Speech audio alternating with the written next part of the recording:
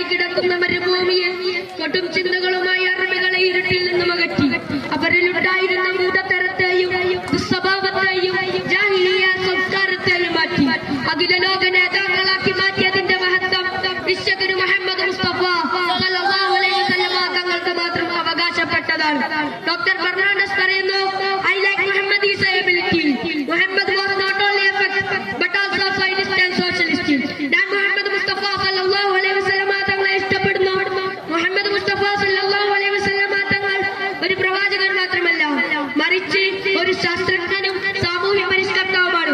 നടക്കുന്ന മൃഗങ്ങളെയും പറക്കുന്ന പക്ഷികളെയും എഴുന്ന ജന്തുക്കളെയും നീന്തുന്ന മത്സ്യങ്ങളെയും വർണ്ണവർഗ വിവേചനങ്ങളായി തർക്കിച്ചിരുന്ന ഒരു ലോക ജനതയെ ഏകോപര സഹോദരങ്ങളാക്കി മാറ്റി.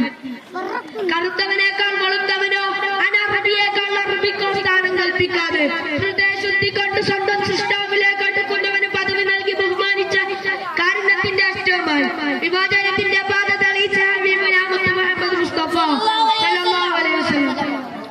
ആസ്വാദിനുണ്ടായിട്ടും സമ്പത്തും ഭരണാധിപത്യവും മുത്തുമാണിക്കവും മർദ്ദവും തന്റെ കാൽ കീഴിരിക്കവേ ചുടാത്ത മണ്ണ് കണ്ട് പടുത്തുയർത്തിയ മഞ്ചുവരൻ വീട്ടിൽ പൂജാത്തിയിൽ കിറപ്പായ വിരിച്ച് യേശിയില്ലാതെ ഫാനില്ലാതെ മരുഭൂമിയിൽ അതിയിറങ്ങിയ രാജാക്കന്മാരുടെ രാജാവ് ചക്രവർത്തിമാരുടെ ചക്രവർത്തിയായ ഹബീബുനാ മുത്തു മുഹമ്മദ് മുസ്തഫ സല്ലല്ലാഹു അലൈഹി വസല്ലം തങ്ങൾ. എന്നാൽ ഇന്നത്തെ രാജാക്കന്മാർ പാൽ കുടിക്കുകയും പാലിൽ കുളിക്കുകയും ചെയ്യുകയാണ്.